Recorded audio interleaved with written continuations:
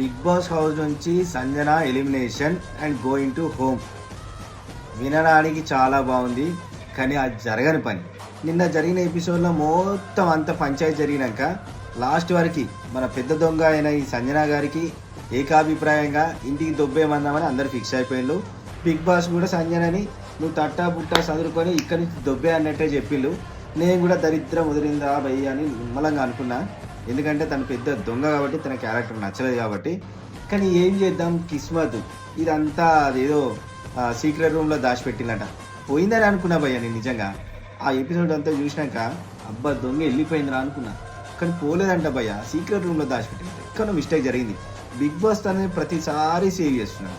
తను వెళ్తే హౌస్ నుంచి తను వెళ్తేనే ప్రశాంతంగా ఉంటుందని మీరు అనుకుంటే కామెంట్ చేయండి. అండ్ ఈ హౌస్లో నుంచి ఎవరు ఎలిమినేట్ అయితే బాగుండు అని మీరు ఎవరు అనుకుంటున్నారో కూడా కామెంట్ చేసేయండి భయ్య.